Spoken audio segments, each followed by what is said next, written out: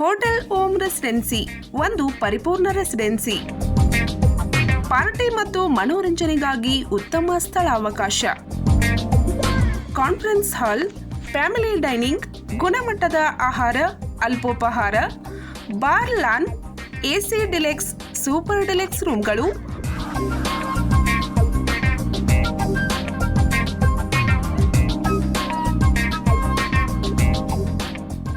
Open garden ಸೌಲಭ್ಯ. Miraj ಮೈಷಾಳ್ road, ಓಂ petroleum ಹತ್ತಿರ, ವಿಜಯನಗರ್ ಮೈಷಾಳ್, ತಾಲೂಕಾ ಮಿರಜ್, ಜಿಲ್ಲಾ ಸಾಂಗ್ಲಿ. ಸಂಪರ್ಕ 9049014171 ಮತ್ತು 9975438171.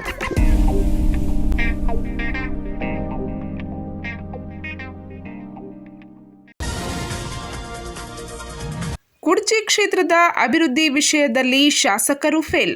ಮಾಜಿ ಶಾಸಕ ಪಿ ರಾಜು ಆರೋಪ. ನಾನು ತಂದ ಅನುದಾನವನ್ನು ಸರಿಯಾಗಿ ಬಳಕೆ ಮಾಡದೆ ಹೊಸ ಅನುದಾನವನ್ನು ತರದೆ ಕ್ಷೇತ್ರದ ಅಭಿವೃದ್ಧಿಯಲ್ಲಿ ಹಾಲಿ ಶಾಸಕರು ವಿಫಲವಾಗಿದ್ದಾರೆ ಎಂದು ಮಾಜಿ ಶಾಸಕ ಪಿ ರಾಜು ಅವರು ಹಾಲಿ ಶಾಸಕರ ವಿರುದ್ಧ ಆರೋಪ ಮಾಡಿದ್ದಾರೆ. ಅವರು ಕುಡ್ಚಿ ಮತಕ್ಷೇತ್ರದ ಆಲಕ್ನೂರು ಗ್ರಾಮದ ತಮ್ಮ ಕಚೇರಿಯಲ್ಲಿ ಮಾಧ್ಯಮಗೋಷ್ಠಿ ನಡೆಸಿ ಮಾತನಾಡುತ್ತಿದ್ದರು. ನಾನು ಶಾಸಕನಾಗಿದ್ದ ಸಮಯದಲ್ಲಿ ಹಾರುಗೇರಿ ಪಟ್ಟಣದ ವಾರ್ಡ್ ಸಂಖ್ಯೆ 3ರ ಎಸ್ಸಿ ಕಾಲನಿಗೆ ಅತಿ ಅವಶ್ಯಕ ಚರಂಡಿ ಕಾಮಗಾರಿಗಾಗಿ ಹಾಗೂ ಕೆರೆ ಅಭಿವೃದ್ಧಿಗಾಗಿ ಮಂಜೂರು ಮಾಡಿಕೊಂಡು ಬಂದಿದ್ದ ಅನುದಾನವನ್ನು ಕುಡ್ಚಿ ಶಾಸಕ ಮಹೇಂದ್ರ ತಮ್ಮಣ್ಣವರ್ ತಮ್ಮ ಇಚ್ಛಾಶಕ್ತಿಗನುಗುಣವಾಗಿ ಅನುದಾನವನ್ನು ಬದಲಾವಣೆ ಮಾಡುತ್ತಿದ್ದಾರೆ. ತಾಲೂಕಿನ ರೈತರಿಗೆ ಅವರ ಹಕ್ಕಿನ ನೀರನ್ನು ಒದಗಿಸುವಲ್ಲಿ ವಿಫಲರಾಗಿದ್ದಾರೆ. ಅಲ್ಲದೆ ಶಾಸಕರಾಗಿ 1 ವರ್ಷ ಕಳೆದರೂ ಅಭಿವೃದ್ಧಿಗಾಗಿ 1 ರೂಪಾಯಿ ಅನುದಾನ ತರಲು ವಿಫಲವಾಗಿದ್ದಾರೆ. ಕುಡ್ಚಿ ಮತಕ್ಷೇತ್ರದ ಅವಶ್ಯಕತೆಗಳನ್ನು ಸದನದಲ್ಲಿ ಪ್ರಸ್ತಾಪಿಸಿ ಹೊಸ ಅನುದಾನ ತರಬಹುದಿತ್ತು. ಹೊಸ ಅನುದಾನ ತರಲು ಆಗದೆ ಹೋದರೆ ಚಿಂತೆ ಇಲ್ಲ. ಈ ಹಿಂದೆ ನನ್ನ ಅಧಿಕಾರಾವಧಿಯಲ್ಲಿ ಮಂಜೂರಾಗಿ ಟೆಂಡರ್ ಆಗಿ ಪೂಜೆ ಮಾಡಿದ ಕಾಮಗಾರಿಯನ್ನೇ ಮರು ಪೂಜೆ ಮಾಡಿ ಮತದಾರರನ್ನು ದಾರಿ ತಪ್ಪಿಸುವ ಕೆಲಸ ಮಾಡುತ್ತಿದ್ದಾರೆ.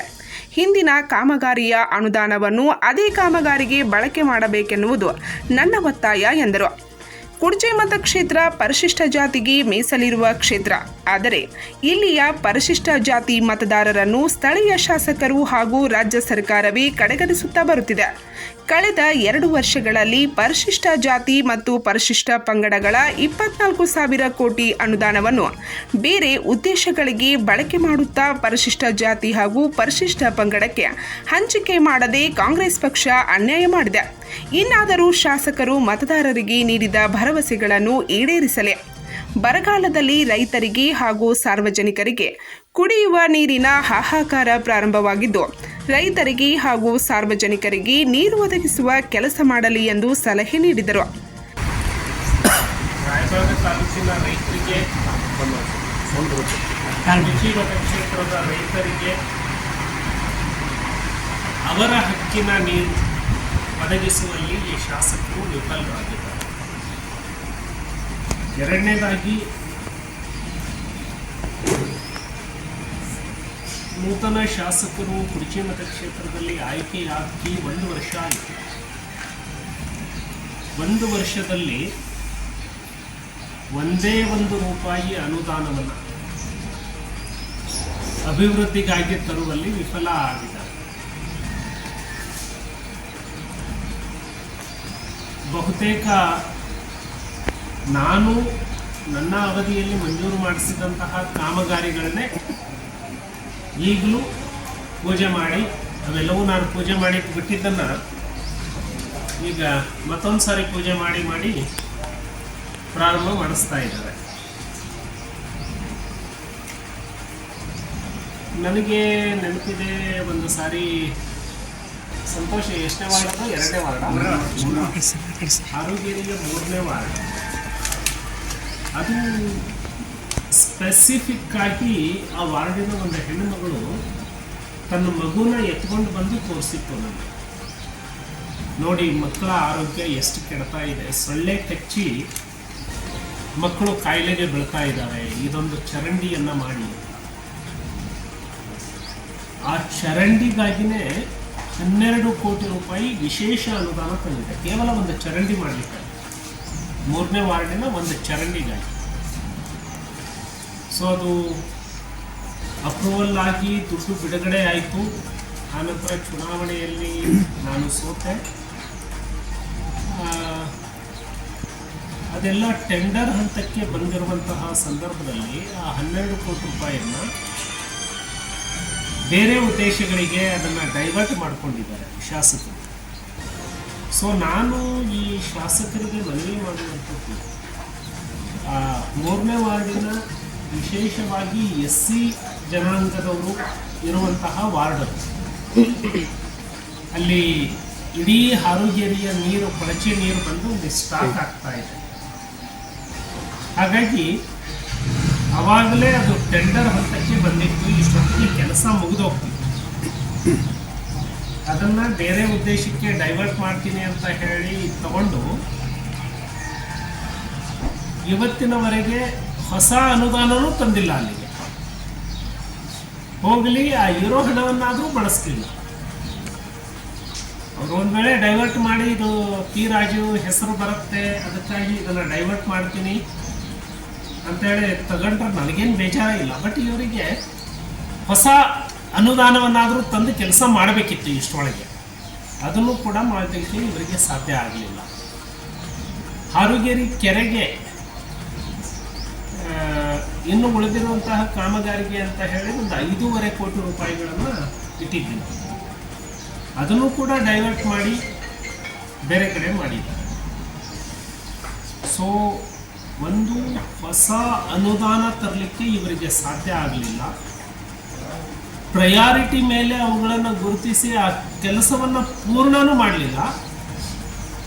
ಡೈವರ್ಟ್ ಮಾಡಿಕೊಂಡು ಅದನ್ನು ಅಪ್ರೂವ್ ತಗೊಳಕ್ಕಾಗಲಾರದೆ ಆ ಹಣ ಕೊಳಿತಾ ಬಿದ್ದಿದೆ. ಹಣ ಕೂಡ ಬಳಕೆ ಆಗಲಿಲ್ಲ. ಸೊ ಕ್ಷೇತ್ರ ಹೇಗೆ ಅಭಿವೃದ್ಧಿ ಆಗುತ್ತೆ? 3ನೇದು, ಇಡೀ ಕುಡಚಿ ಮತಕ್ಷೇತ್ರದಲ್ಲಿ ಕುಡಿಯುವ ನೀರಿನ ಹಾಹಾಕಾರ ಉಂಟಾಗಿದೆ. ಟ್ಯಾಂಕರ್ಗಳು ನೀರನ್ನು ಪೂರೈಕೆ ಮಾಡಲಾರದೆ ಬಿಲ್ಲನ್ನು ತಕ್ಕೊಳ್ತಾ ಇದ್ದಾರೆ. ಅಂದರೆ ಬರಗಾಲದಲ್ಲಿ ಕುಡಿಯುವ ನೀರಿನಲ್ಲೂ ಕೂಡ ಭ್ರಷ್ಟಾಚಾರ ಆಗಲಿಕ್ಕೆ ಬಿಟ್ಟಿದ್ದೀರಿ. ನಿಮಗೆ ಹಣ ತಿನ್ನಬೇಕು ಅಂತ ಆಸೆ ಇದ್ರೆ ಅದಕ್ಕೆ ಬರಗಾಲದ ಕುಡಿಯೋ ನೀರಿನ ಹಣನೇ ಬೇಕಾ?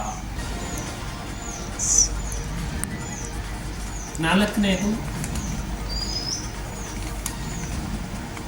ಅಕ್ರಮ ಸಕ್ರಮ ಯೋಜನೆ ಜಾರಿಯಲ್ಲಿತ್ತು. ಒಬ್ಬ ರೈತ 20-25 ಸಾವಿರ ರೂಪಾಯಿ ಕಟ್ಟಿದ ಅಂದರೆ ಅವನಿಗೆ ಒಂದು TC ಲೈನು ಮತ್ತು ಕನೆಕ್ಷನ್ ಕೊಡುವಂಥದ್ದು ಆಗ್ತಿತ್ತು. ಈ ಸರ್ಕಾರ ಅದನ್ನು ವಾಪಸ್ ತಗೊಂಡಿದೆ. ಈಗ ಒಬ್ಬ ರೈತ ಒಂದು TCಯನ್ನು ಕೂರಿಸ್ಕೊಳ್ಬೇಕು ಅಂದರೆ 3 ಲಕ್ಷ ಖರ್ಚಾಗುತ್ತೆ. 30-40 ಸಾವಿರ ರೂಪಾಯಿ ಸರ್ಕಾರಕ್ಕೆ ಕಟ್ಟಿಬಿಟ್ರೆ ಅಕ್ರಮ ಸಕ್ರಮದಲ್ಲಿ ಅವೆಲ್ಲವೂ ಆಗ್ತಿತ್ತು. 30-40 ಸಾವಿರ ಕಟ್ಟೋದಕ್ಕೆ ರೈತ ಒದ್ದಾಡ್ತಿದ್ದ, ಅದು ಈಗ 3-3.5 ಲಕ್ಷ ಕಟ್ಟುವಂತಹ ಪರಿಸ್ಥಿತಿ ಬಂದಿದೆ. ಶಾಸಕರು ರೈತರ ಪರವಾಗಿ ಧ್ವನಿ ಎತ್ತಲೇ ಇಲ್ಲ. ಶಾಸನ ಸಭೆಯಲ್ಲಿ, ಅಧಿವೇಶನದಲ್ಲಿ ಇದರ ಬಗ್ಗೆ ಧ್ವನಿ ಎತ್ತಲೇ ಇಲ್ಲ.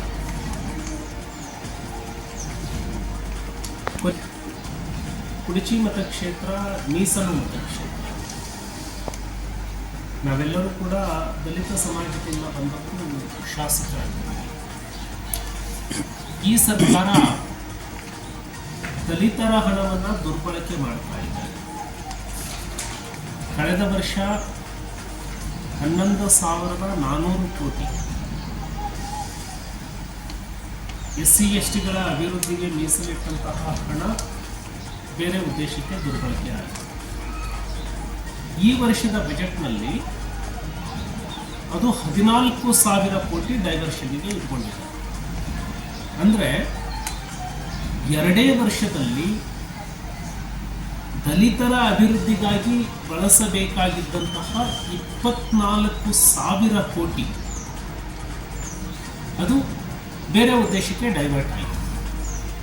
ಭಾರತೀಯ ಜನತಾ ಪಕ್ಷ ಅವತ್ತಿನಿಂದ ಇವತ್ತಿನವರೆಗೂ ಕೂಡ ಗಟ್ಟಿ ಧ್ವನಿಯನ್ನು ಎತ್ತುತ್ತಾನೆ ಬಂದಿದೆ, ಸರ್ಕಾರದ ವಿರುದ್ಧ ಹೋರಾಟ ಮಾಡ್ತಾನೆ ಇದೆ. ಇವರು ಮೀಸಲು ಕ್ಷೇತ್ರದಿಂದ ಆಯ್ಕೆಯಾಗಿರುವಂತಹ ಶಾಸಕರು ಇದರ ಬಗ್ಗೆ ಒಂದು ಧ್ವನಿಯನ್ನು ಕೂಡ ಎತ್ತಲಿಲ್ಲ. ಸೊ ಇದು ದಲಿತರಿಗೆ ಮಾಡಿರುವಂತಹ ಬಹಳ ದೊಡ್ಡ ಅನ್ಯಾಯ ಅಂತ ಭಾವಿಸ್ತಾರೆ. ಹಾಗಾಗಿ ಮಾನ್ಯ ಶಾಸಕರು ಯುವಕರಿದ್ದಾರೆ, ಅವರ ಮೇಲೆ ಬಹಳಷ್ಟು ವಿಶ್ವಾಸವನ್ನು ಇಟ್ಟು ಜನ ಅವರಿಗೆ ಮತವನ್ನು ಹಾಕಿದ್ದಾರೆ. ಹಾಗಾಗಿ ಯುವಕ ಶಾಸಕರು ಸನ್ಮಾನ್ಯ ತಮ್ಮಣ್ಣವರು ಕ್ಷೇತ್ರದ ಅಭಿವೃದ್ಧಿಗಾಗಿ ಅನುದಾನವನ್ನು ತರೋದಕ್ಕೆ ಇನ್ನು ಮುಂದಾದರೂ ಕೂಡ ಹೆಚ್ಚಿನ ಪ್ರಯತ್ನವನ್ನು ಮಾಡಬೇಕು ಅಂತ ಹೇಳಿ ಮೊದಲನೇದು ಮನವಿ. ಎರಡನೇದು, ಮಾನ್ಯ ಶಾಸಕರು ಎಲ್ಲ ಗ್ರಾಮಗಳಲ್ಲಿ ಗೋಶಾಲೆಗಳನ್ನು ಪ್ರಾರಂಭ ಮಾಡಬೇಕು. ಆಮೇಲೆ ಪ್ರತಿ ಮನೆಗಳಿಗೆ ಕುಡಿಯುವ ನೀರು ಪೂರೈಕೆ ಆಗುವಂತೆ ನೋಡಿಕೊಳ್ಳಬೇಕು. ಮಾನ್ಯ ಶಾಸಕರಿಗೆ ನಾನು ವಿನಂತಿ ಮಾಡುವಂಥದ್ದು, ತಾವು ರಿವ್ಯೂ ಮೀಟಿಂಗನ್ನು ಮಾಡಿ ಟಾಸ್ಕ್ ಫೋರ್ಸಿಗೆ ತಾವೇ ಅಧ್ಯಕ್ಷರು ಇರ್ತಾರೆ. ಒಂದೊಂದು ಟ್ಯಾಂಕರ್ಗೆ ಎಷ್ಟು ಬಿಲ್ ತೆಗೆದಿದ್ದಾರೆ, ಆ ಟ್ಯಾಂಕರ್ ಎಷ್ಟು ಟ್ರಿಪ್ ನೀರನ್ನು ಪೂರೈಕೆ ಮಾಡಿದೆ ಅನ್ನೋದನ್ನು ನೀವು ಮಾಹಿತಿ ತಗೊಳ್ಳಿ. ಸೊ ಅಧಿಕಾರಿಗಳಿಗೆ ಎಚ್ಚರಿಕೆಯನ್ನು ಕೊಡಿ. ನೀರನ್ನು ಒಂದು ಟ್ರಿಪ್ ಪೂರೈಕೆ ಮಾಡಿ 5 ಟ್ರಿಪ್ ಬಿಲ್ ಯಾಕೆ ತೆಗೆದಿದ್ದೀರಿ ಅಂತ ಹೇಳಿ ಪ್ರಶ್ನೆ ಮಾಡಿ ಪ್ರತಿ ಗ್ರಾಮಗಳಿಗೆ ಕುಡಿಯುವ ನೀರಿನ ಕೊರತೆ ಆಗಲಾರದಂತೆ ತಾವು ನೋಡ್ಕೊಳ್ಬೇಕು ಅಂತ ಹೇಳಿ ಮನವಿಯನ್ನು ಮಾಡಿ. ಮೂರನೇದಾಗಿ, ಕುಡಿಯೋ ನೀರನ್ನು 10ನೇ ತಾರೀಕು ಬಿಡ್ತೀವಿ ಅಂತ ಹೇಳಿ ಹೇಳಿದ್ದಾರೆ. ನಾನು ಅಧಿಕಾರಿಗಳಿಗೆ ಮಾತನಾಡಿದಾಗ ಈ ಭಾಗದಲ್ಲಿ ನೀರಿನ ತೊಂದರೆ ಆಗಿದೆ, ಬೇಗ ಬಿಡಬೇಕು ಅಂತ ಹೇಳಿದಾಗ 10ನೇ ತಾರೀಕು ಬಿಡುಗಡೆ ಮಾಡ್ತೀವಿ ಅಂತ ಹೇಳಿದ್ದಾರೆ. ಸೊ ತಾವು ಈಗಲೇ ಅಧಿಕಾರಿಗಳ ಸಭೆಯನ್ನು ಕರೆದು ಯಲ್ಪಾರಟ್ಟಿ ಟೈಲೆಂಡಿಗೆ ನೀರು ಬಿಡಬೇಕು. ಅದಕ್ಕಾಗಿ ಕೆನಾಲ್ಗಳನ್ನು ಈಗಲೇ ಸ್ವಚ್ಛ ಮಾಡಿಕೊಳ್ಳುವಂಥದ್ದು, ನೀರು ಕಟ್ಟಕಡೆಯ ಹಳ್ಳಿಗಳು ಸುಟ್ಟಟ್ಟಿ, ನೀಲಗಿ, ಕೋಳಿಗುಡ್ಡ, ಯಲ್ಪಾರಟ್ಟಿ ಈ ಭಾಗಕ್ಕೆ ನೀರು ಹೋಗಲಿಕ್ಕೆ ತಕ್ಷಣ ಸಿದ್ಧತೆಯನ್ನು ಮಾಡಿಕೊಳ್ಬೇಕು. ಹಾಲುಗೆರೆ ಕೆರೆಯನ್ನು ತುಂಬಲಿಕ್ಕೆ ಈಗಲೇ ಸಿದ್ಧತೆಯನ್ನು ಮಾಡಿಕೊಳ್ಬೇಕು. ಅದೇ ರೀತಿ ಮೊರಬ 12 ಕೋಟಿಯನ್ನು ನಾವು ಕೊಟ್ಟಿದ್ವಿ. 12 ಕೋಟಿ ನೀವು ಡೈವರ್ಟ್ ಮಾಡ್ತೀರಿ ಅಂತ ಹೇಳಿದರೆ ಆದಷ್ಟು ಬೇಗ ಹೊಸ ಅನುದಾನವನ್ನಾದರೂ ತಂದಲ್ಲಿ ಚರಂಡಿಯನ್ನು ಮಾಡಿ. ಇಲ್ಲ ಅಂದರೆ ಆಲ್ರೆಡಿ ಇರುವಂತಹದ್ದು ಎಷ್ಟೊತ್ತಿಗೆ ಕಾಮಗಾರಿ ಪೂರ್ಣ ಆಗಿಬಿಡ್ತಿತ್ತು. ಅವುಗಳನ್ನೆಲ್ಲ ನೀವು ಡೈವರ್ಟ್ ಮಾಡಿದ್ರಿಂದ ಅಂತಿಮವಾಗಿ ಆ ಭಾಗದ ಜನವಸತಿಯಲ್ಲಿ ಇರುವಂಥವರು ನೋವನ್ನು ಅನುಭವಿಸ್ತಾರೆ. ಜೊತೆಗೆ ಮುಗಳಕೋಣದ ಸಿದ್ದರಾಯನಮಟ್ಟಿ, ಅನಂತರ ಪರಮಾನಂದವಾಡಿ ಈ ಭಾಗದಲ್ಲಿ ನಾನು ಅವರಿಗೆ ಲ್ಯಾಂಡ್ ಪ್ರಾಪರ್ಟಿ ರೈಟನ್ನು ಕೊಡುವಂಥದ್ದನ್ನು ಮಾಡಿದ್ವಿ. ಅದನ್ನು ಸಂಬಂಧಪಟ್ಟಂತಹ ಅಧಿಕಾರಿಗಳು ಕಂದಾಯ ಸೆಲ್ಲಿಗೆ, ರೆವಿನ್ಯೂ ಸೆಲ್ ಬೆಂಗಳೂರಿಗೆ ಹೋಗಿ ಅಲ್ಲಿಂದ ಅಪ್ರೂವಲ್ ಆಗಿ ಬಂದು ಅವರಿಗೆ ಹಕ್ಕುಪತ್ರವನ್ನು ಕೊಟ್ಟಿದ್ದೀವಿ. ಆದರೆ ಮುಗಳಕೋಣದ ಇವರಿಗೆ ಒಕ್ಕಲೆಬ್ಬಿಸುವಂತಹ ಕೆಲಸವನ್ನು ಮಾಡಿದ್ದೀವಿ. ಆ ಸಿದ್ದರಾಯನಮಟ್ಟಿಯ ಜನ ಅವರು ಹಕ್ಕುಪತ್ರವನ್ನು ಪಡ್ಕೊಂಡಿದ್ದಾರೆ. ಅದು ಬೆಂಗಳೂರಿನಿಂದ ಇಲ್ಲಿ ತಹಸೀಲ್ದಾರ್, AC, DC ಇಂದ ರೆವಿನ್ಯೂ ಡಿಪಾರ್ಟ್ಮೆಂಟಿಂದ ರೆವಿನ್ಯೂ ಸೆಲ್ಲಿಗೆ ಹೋಗಿ ಕಂದಾಯ ಗ್ರಾಮ ಅಡಿಯಲ್ಲಿ ಅವರಿಗೆ ಹಕ್ಕುಪತ್ರ ಕೊಟ್ಟಿದ್ದೀವಿ. ಸೊ ಅವರಿಗೆ ಕೂಡಲೇ ಅಲ್ಲಿ ನಿವೇಶನವನ್ನು ಕೊಡುವಂತಹ ಕೆಲಸ ಆಗಬೇಕು. ಇವೆಲ್ಲ ಸಾಮಾಜಿಕ ಸೋಷಿಯಲ್ ವೆಲ್ಫೇರ್ ಪ್ರೋಗ್ರಾಮ್ಸ್ ಇದೆಲ್ಲ, ಇವುಗಳನ್ನೆಲ್ಲ ನಿಲ್ಲಿಸುವಂಥದ್ದು ಇವೆಲ್ಲವೂ ಕೂಡ ರಾಜಕೀಯವಾಗಿ ಅಷ್ಟು ಮೆಚ್ಯೂರ್ಡ್ ಡಿಸಿಷನ್ಸ್ ಆಗಲ್ಲ. ಆಮೇಲೆ ರಾಯಭಾಗ ತಾಲೂಕಿನಲ್ಲಿ ಅಧಿಕಾರಿಗಳ ಜನಸಾಮಾನ್ಯರ ಮೇಲೆ ದಬ್ಬಾಳಿಕೆಯನ್ನು ಮಾಡಲಿಕ್ಕೆ ಶುರು ಮಾಡಿದ್ದಾರೆ. ಸೊ ತಹಸೀಲ್ದಾರ್ ಆಫೀಸಲ್ಲಿ ಕೆಲಸಗಳು ಹಣ ಕೊಡಲಾರದೆ ಆಗ್ತಾ ಇಲ್ಲ. ಪೊಲೀಸ್ ಸ್ಟೇಷನ್ಗಳು ಸಿವಿಲ್ ಮ್ಯಾಟರ್ನಲ್ಲಿ ಇಂಟರ್ಫಿಯರ್ ಆಗ್ತಾ ಇದ್ದಾವೆ. ಸೊ ಅಮಾಯಕರ ಮೇಲೆ ಸುಳ್ಳು ಕೇಸುಗಳನ್ನು ಮಾಡಿಸುವಂಥದ್ದೇ ಸಾಧನೆ, ಅದಕ್ಕಾಗಿ ಪೊಲೀಸ್ ಸ್ಟೇಷನ್ ಇದೆ ಅನ್ನೋ ಭಾವನೆ ಜನರಲ್ಲಿ ಬರಲಿಕ್ಕೆ ಶುರುವಾಗಿದೆ. ಸೊ ಇವೆಲ್ಲ ಒಬ್ಬ ಕ್ಷೇತ್ರದ ಶಾಸಕನ ಜವಾಬ್ದಾರಿಗಳು.